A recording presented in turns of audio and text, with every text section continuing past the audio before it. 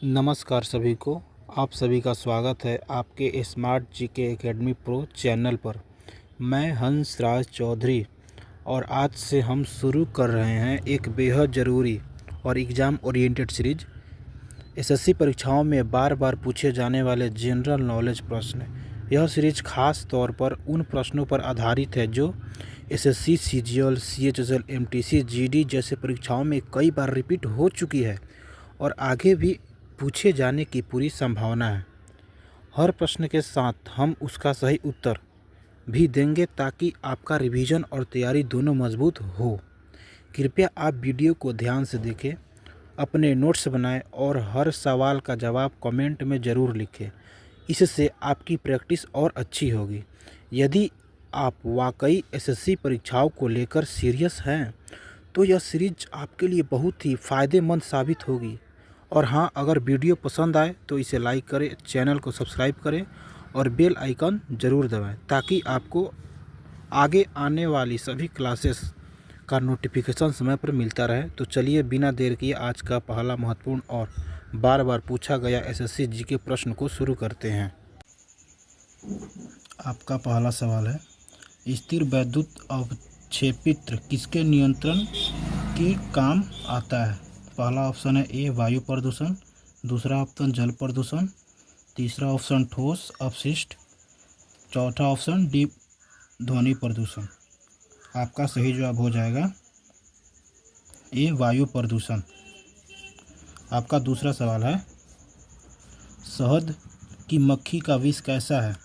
पहला ऑप्शन अम्लीय, दूसरा क्षारीय, तीसरा नमकीन, चौथा प्रोटीन। आपका सही जवाब हो जाएगा ए अम्लीय। आपका दूसरा सवाल है, खाना पकाने का तेल वनस्पति घी में किस प्रक्रिया द्वारा बदला जाता है? पहला ऑप्शन है ए क्रिस्टल द्वारा, दूसरा संघनन द्वारा, तीसरा हाइड्रोजनीकरण द्वारा, चौथा ऑक्सीकरण द्वारा। आपका सही जवाब हो जाएगा 54 का सी हाइड्रोजनीकरण द्वारा। आपका नेक्स्ट सवाल है, स्वर्णिम क्रांति किससे संबंधित है? स्वर्णिम क्रांति किससे संबंधित है? का पहला ऑप्शन है ए रेशम कीट पालन, बी उद्यान कृषि, सी मधुमक्खी पालन, डी पुष्प उत्पादन। तो आपका इसका सही जवाब हो जाएगा 55 का बी उद्यान कृषि। का 56 यानी कि अगला सवाल, निम्न में से कौन सा भारत आने वाला पहला अंग्रेज जहाज है? निम्न में से कौन सा भारत आने वाला पहला अंग्रेज जहाज है? आपका पहला ऑप्शन है ए एलिजाबेथ, बी बंगाल, सी रेड ड्रैगन, डी मेफ्लावर। आपका सही जवाब हो जाएगा 56 का सी रेड ड्रैगन, रेड ड्रैगन। आपका नेक्स्ट सवाल है, भारत में सिक्के जारी करने के लिए कौन सा प्राधिकृत है? भारत में सिक्के जारी करने के लिए कौन सा प्राधिकृत है? तो आपका ऑप्शन है पहला भारतीय रिजर्व बैंक, वित्त मंत्रालय, भारतीय स्टेट बैंक, प्रधानमंत्री कार्यालय। तो आपका सही जवाब हो जाएगा 57 का बी वित्त मंत्रालय।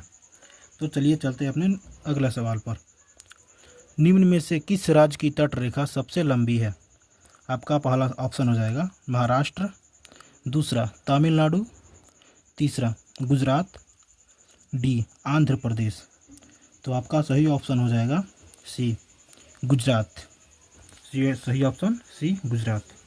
तो आपका अगला सवाल है, 1937 में किन दो राज्यों में गैर कांग्रेस मंत्रिमंडल थे? तो आपका पहला ऑप्शन है ए बंगाल और पंजाब, बी पंजाब और उत्तरी पश्चिम सीमांत प्रांत, सी मद्रास और मध्य प्रांत, डी बिहार और संयुक्त प्रांत।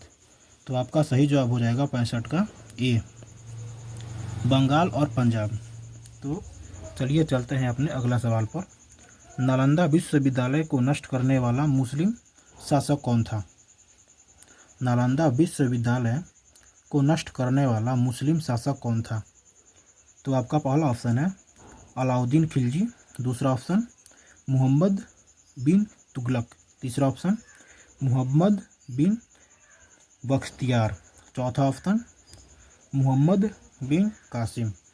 तो इसका सही ऑप्शन आपका हो जाएगा सी मोहम्मद बिन बख्तियार।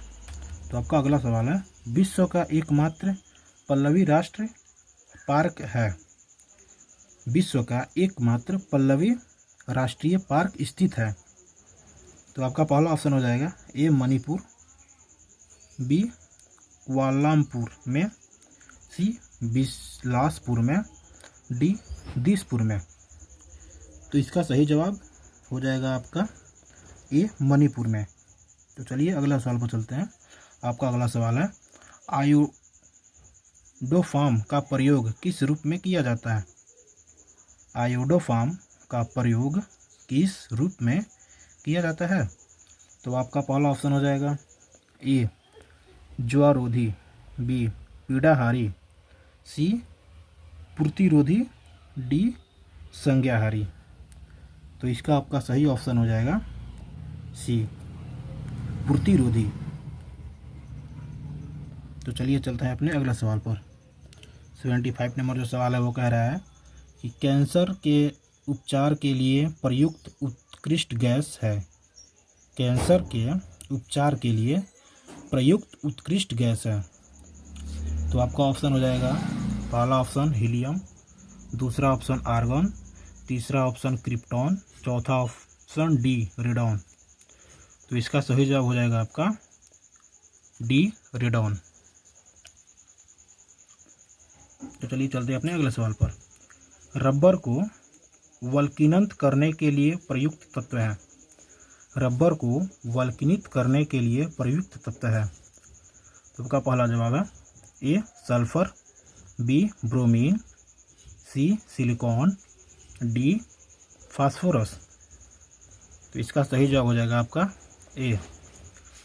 अगर बच्चों आपको ऐसे ही रिपीटेड क्वेश्चन चाहिए एसएससी का किसी भी एग्ज़ाम को, तो मेरे इस चैनल को सब्सक्राइब कर लीजिएगा और वीडियो को ज़रूर लाइक कीजिएगा ताकि सबसे पहले मेरा वीडियो आपके पास पहुंचे। तो चलिए चलते हैं अपने नेक्स्ट सवाल पर। कौन सा यंग इंडिया और हरिजन का संपादक था। कौन यंग इंडिया और हरिजन का संपादक था। तो आपका ऑप्शन है A Jawaharlal Nehru, B doctor B R Ambedkar, C Mahatma Gandhi, D Subhash Chandra Bose.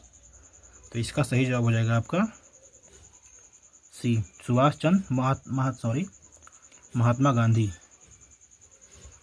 आपका अगला सवाल है 78 नंबर।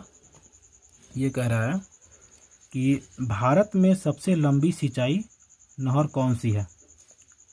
भारत में सबसे लंबी सिंचाई नहर कौन सी है। आपका पहला ऑप्शन है ए सरहिंद नहर, बी यमुना नहर, सी इंदिरा गांधी नहर, डी पूर्वी कोसी नहर। तो इसका आंसर आपका हो जाएगा 78 का सी इंदिरा गांधी नहर। तो आपका चलते हैं अगले सवाल पर 79 नंबर। ये क्वेश्चन क्या कह रहा है देखेंगे हम लोग। मोनेजाइट बालू में निम्न में से कौन सा खनिज पाया जाता है। देखिए बच्चों, ये क्वेश्चन लगभग 2 बार पूछ चुका है कि मोनेजाइट बालू में निम्न में से कौन सा खनिज पाया जाता है। पहला ऑप्शन है ए पोटेशियम, बी यूरेनियम, सी थोरियम, डी सोडियम। तो इसका सही जवाब हो जाएगा आपका 79 का सी थोरियम। का सबसे अंतिम सवाल है कि मानव रुधिर का पीएच कितना है। मानव रुधिर का पीएच कितना है। इसका जवाब आप लोग कमेंट बॉक्स में बताइएगा। अगर दोस्तों मेरा क्लास बढ़िया लगे तो इसको सब्सक्राइब कर लीजिएगा।